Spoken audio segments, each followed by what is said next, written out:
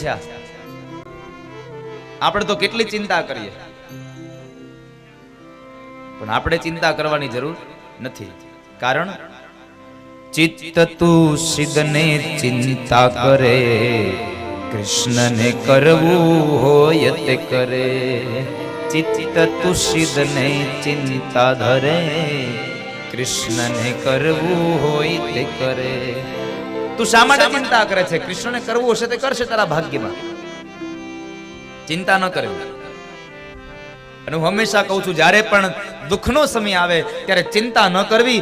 બની શકે તો ભગવાનના નામનું ચિંતન કરવું સાહેબ. ચિંતા કરતા ચિંતન વધુ સારું છે. ચિંતન કરજો, ઈશ્વરના નામનું ચિંતન કરજો. શું ચિંતા કરવાની? ધાર્યું તો ધણીનું જ થાય સાહેબ. આ તમારી સામે પ્રત્યક્ષ દાખલો. કાલ સાંજે મળવા આવ્યા, તમારો અવાજ સાંભળ્યો તો ને? બોલાતું તું મારાથી? આ લોકો વારંવાર આવીને પૂછતા હતા, દાદા શું થશે, શું કરશું ભાઈ?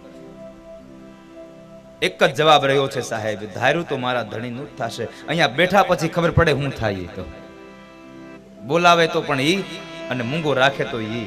એના હાથમાં છે. મારે ક્યાં અહીંયા બહેન કઈ ખરાબ શબ્દો બોલવા છે? તારે બોલાવો હોય તો બોલાય, ન બોલાવે તો ઘરે મોકલી દે.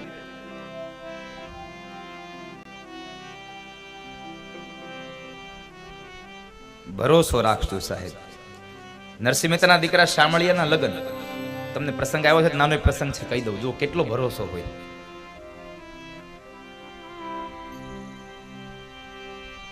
નરસિંહ મહેતાના દીકરા શામળિયાના લગ્ન બાપુ, અને લગ્નની તારીખ નજીક આવી ગઈ. મુદળ 7 દી બાકી રહ્યા. કેટલા? માત્ર 7 દિવસ બાકી રહ્યા. તો નરસિંહ મહેતા તો ગામમાં એને કરતાલો લઈને ફેર્યા કરે, કોઈ જાતના લેવા દેવા નહીં. હવે આપણી ઘરે દીકરાના દીકરીના લગ્ન હોય ને તો 6 મહિના અગાઉ એમ જો આમ એવી તૈયારી કરતા હોય. અને આને હવે 7 દી રહ્યા ખાલી, એક અઠવાડિયું. અને તો એને ખબર નથી. તે 7મે દિવસે સાંજે બરાબર માણેક ગૌરી અને મહેતાજી બે બેઠા છે. અને માણેક ગૌરીએ વિચાર કર્યો, આ મહેતાજી કાંઈ હલતા નથી, આ શામળિયાના લગ્ન આવી ગયા. એણે મહેતાજીને કીધું, મહેતાજી હવે કાંઈક આ બધું મૂકો અને કંઈક તૈયારી કરો, આપણા છોકરાના લગ્ન આવી ગયા.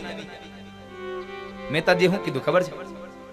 હે માણેક ગૌરી, આ શામળિયાના લગ્ન આવી ગયા? કેમ? કેટલા દીની વાર છે? હવે એને એ નથી ખબર 7 દીની વાર છે. એને એ નથી ખબર કે 7 દિવસની વાર છે. કેટલા દિવસ બાકી રહ્યા? અરે મહેતાજી હવે 7 જમણ બાકી રહ્યા છે, કઈક તો કરો તમે. તૈયારી નથી કરવી તમારે કઈ? મહેતાજી એટલા શબ્દો બોલ્યા, મેથી 7 દી બાકી રહ્યા છે, તઈ હું ચિંતા કરો? એ કહી તો 7 દી બાકી છે. વળી 1-2 દિવસ ગયા, અને વળી સંધ્યાના સમયે, સાંજના સમયે જયારે ઘરે બેઠા છે ને, તઈ માણેક ગૌરીએ કીધું, મહેતાજી હવે હદ થાય છે, હવે હદ થાય છે. કેમ? અરે આ શામળિયાના લગ્ન આવી ગયા, હવે 4 જમણ બાકી રહ્યા છે, કઈ કરવું નથી તમારે? મોટા મોટા પૂળા વાળ્યા છે બધી. મહેતાજી કહે છે, મારે ક્યાં કઈ કરવાનું છે? કરવા વાળાને લાઈ કહી દઉં. એક કામ કરો મહેતી, એક ઘીનો દીવો આપી દો મને. અને મહેતાજી ઘીનો દીવો લઈ ઓરડું બંધ કરી અને ઘીનો દીવો પ્રગટાવીને એને ઠાકોરજીને પ્રાર્થના કરી છે. હાથમાં કરતાલ લઈ અને પ્રાર્થના કર્યો છે. દ્રઢઈન ચરણન કેરો ભરોસો, દ્રઢઈન ચરણન કેરો, દ્રઢઈન ચરણન કેરો ભરોસો, દ્રઢઈન ચરણન.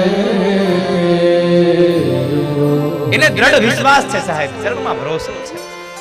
કેટલો અગાધ ભરોસો.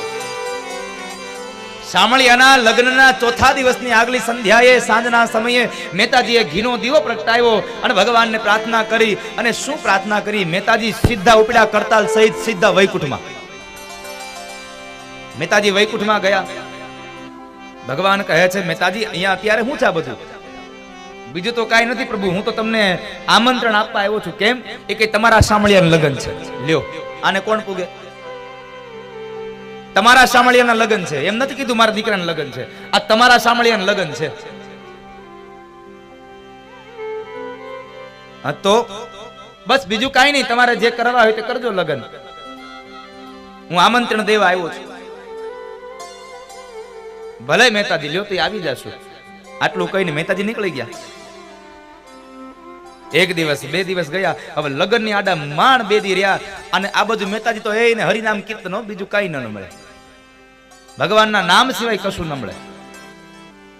આ બાજુ માણેક ગૌરીને વિચાર આવે છે, આ આખી નાઈટને બધી એને આમંત્રણ આપ્યા છે, સામે વેવાઈ પાસે મોટી મોટી વાતો કરી આવ્યા છે કે અમે બહુ મોટી જાન લઈને આવશું. કેટલી ચિંતા છે માણેક ગૌરીને. જેટલી ચિંતા માણેક ગૌરીને છે ને એટલી ચિંતા વૈકુંઠમાં લક્ષ્મીજીને થઈ. લક્ષ્મીજીએ કીધું ભગવાનને, પ્રભુ આ તમારો નરસૈયો તમને બધું હોપીને ગયો છે અને એ હવે હાવ ચિંતા મુક્ત બની ગયો છો, કાંઈ કરતો નથી. હવે તમે જાઓ, નકર લાજ જાહે તમારી. લાજ જશે મારી તો તું ગુનેગાર. કૃષ્ણ કનૈયા, કૃષ્ણ કનૈયા. અને આ દુનિયામાં એક વાત ભરોસો રાખજો કે હરિને ભરતા હજી સુધી કોઈની લાજ જતા અમે દુનિયામાં દીઠી નથી. ભગવાનને ભજવામાં કોઈથી અમે કોઈની લાજ જતા જોઈ નથી. અમે લાજ જતા નથી જોઈ.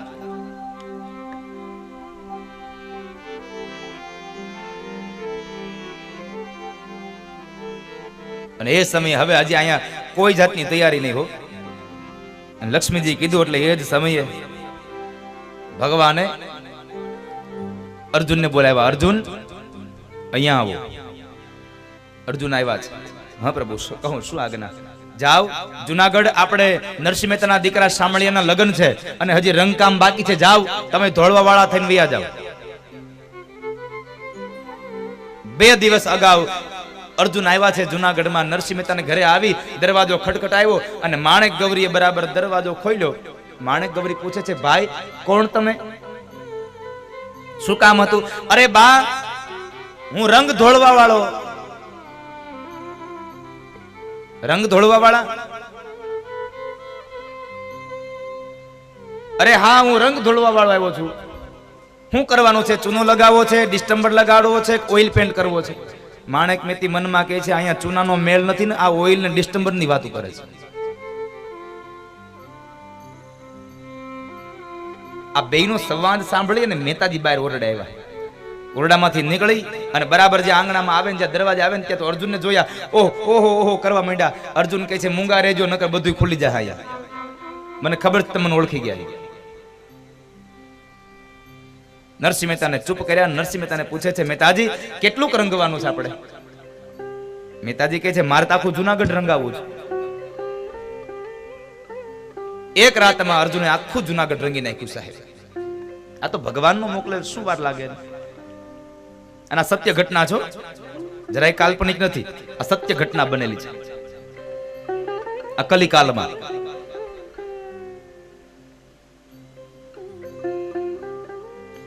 વળી પાછા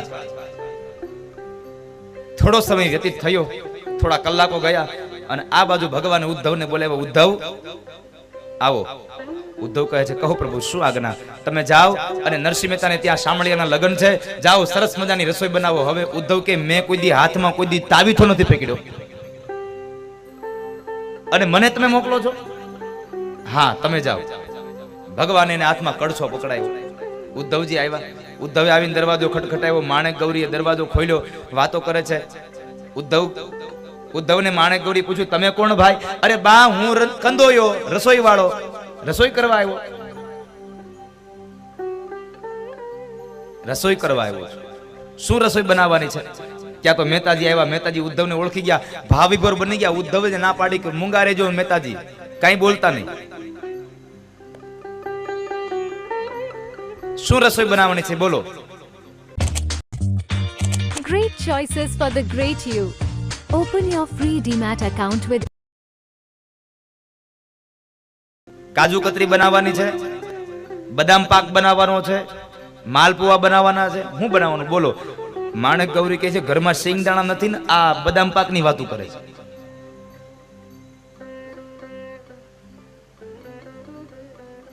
મહેતાજી કહે છે તમને શું બનાવતા આવડે? એ કયો નહીં કે મફતનું હતું એટલે પછી એમાં મૂકે કોઈ માણસ?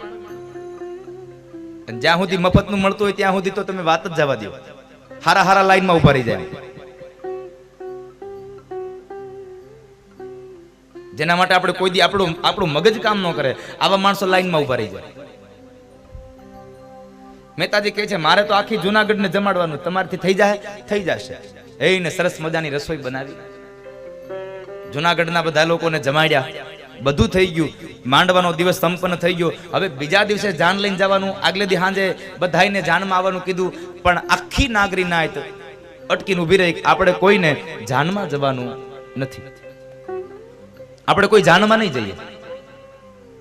હવે આ બાજુ માણેક ગૌરી ચિંતા કરે કે આ કાલ કોઈ જાનમાં આવશે નહીં તો હું મહેતાજી અને મારો છોકરો આ 3 જણા જાન લઈને જાઉં, જાન લાગશે કેવી? હવે ન્યા તો વેવાઈની પાસે બહુ મોટી વાતો કરી છે, બહુ મોટા સમાચાર મોકલા છે કે અમે વેવાઈ આવડા છે ને અમે આટલી જાન લઈશું, આટલી જાન લઈને આવશું, તમે બધી વ્યવસ્થા કરજો. ન્યા વેવાઈ વ્યવસ્થા કરી છે, અમે 3 જણા જઈને ઉભા રહેવું, આ જાન લાગશે કેવી? આ બાજુ લક્ષ્મીજીએ કીધું પ્રભુ જુનાગઢની નાગરી નાયત અટકીને ઊભી છે, શામળિયાની જાનમાં કોઈ આવવાનું નથી. હવે જાન અહીંયા તમારે તૈયાર કરવાના છે, તમે તૈયાર કરો. અને ભગવાને સ્વર્ગના દેવતાઓને તૈયાર કર્યા અને એને જાનમાં જવાનો સમય આવ્યો. આખી જાન રેડીમેડ તૈયાર ઉતરી હો, તૈયાર જાન આવી. ભગવાન પોતે પિતાંબર પહેર્યા છે, જરકસી જામા ઓઢ્યા છે, એને સારા મોતીના હાર પહેર્યા છે, માથામાં મુગટ શોભે છે હીરા માણેકના. જાન લઈને જાય છે. જુનાગઢના બધા લોકો વિચાર કરે આ મહેમાન આવ્યા ક્યાંથી? આ કોઈ દી જોયા તો નથી આને ક્યાંય. એ બધા પરલોકના છે. જાન ગઈ, આગળ ભગવાન હાલ્યા જાય છે, પાછળ બધા દેવતાઓ હાલ્યા જાય છે, શામળિયાનો વરઘોડો જાય છે.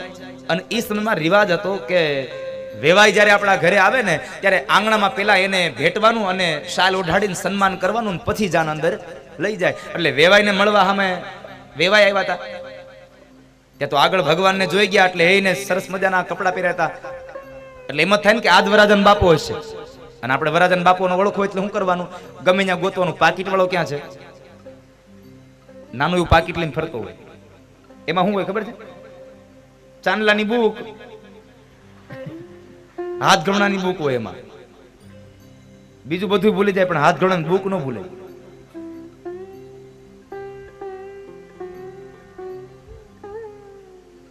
શબ્દ કેવો હોય આપણે? હાથ ઘરણું, હાથ ઘરણું વાપરજો ક્યાંક.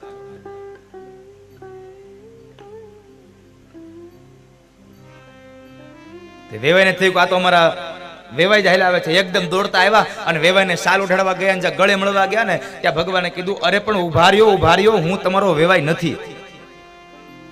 વેવાઈ તો વિચારવા પડી ગયા, તમે મારા વેવાઈ નથી તો મારા વેવાઈ. વેવાઈ નક્કી કરી લીધું કે જો આ મારા વેવાઈ ન હોય તો વેવાઈના જાન અહીંયા આવા હોય તો વેવાઈ કેવા હશે? તો વેવાઈ પૂછ્યું તમે વેવાઈ નથી, તમે છો કોણ? એ કે હું તો તમારા વેવાઈનો મુનિમ છું, હું તમારા વેવાઈનો મુનિમ છું. વેવાઈ નક્કી કરી લીધું મુનિમ જો આટલા તૈયાર થઈને આવ્યા હોય તો અમારો વેવાઈ તો કેટલોય તૈયાર થઈને આવ્યો હશે ને, તો અમારા વેવાઈ ક્યાં છે? ભગવાન કીધું એ તમારો વેવાઈ વાહે લગર વગર આયલો આવે. એક પોતડી પહેરી હતી, હાથમાં કરતાલ સાહેબ હરિજનોની સાથે, અને એક જ મોઢામાંથી નામ નીકળે રાધા રાધા કૃષ્ણ રાધા રાધા. એક જ નામ ઉદ્ગાર થાય, રાધા રાધા કૃષ્ણ રાધા. મારો કહેવાનો ભાવાર્થ એટલો છે કે તમને જો ભરોસો હશે ને તો તમારું કશું જ અહિત નહીં થાય. ઈશ્વર તમારી લાજ રાખશે. શું કામે? કઈ ન હોય તો એ કોરા કાગળમાં લખી આપે ને નરસૈયો કહે ગરથ મારું ગોપી ચંદન વળી તુલસી હે મનોહાર. ગરથ મારું ગોપી ચંદન વળી તુલસી હે મનોહાર. સાચું નાણું મારે શામળો, સુનાણું મારે સાંભળો મારી દોલતમાં ઝાંઝને પખાજ રે શામળા ગીરધારી મારી દોલતમાં જાંજને પખાજ રે શામળા ગીરધારી. હે મારી દોલતમાં ઝાંઝને પખાજ રે શામળા ગીરધારી મારી દોલતમાં જાંજને પખાજ રે શામળા ગીરધારી. એ મારી હુંડી શામ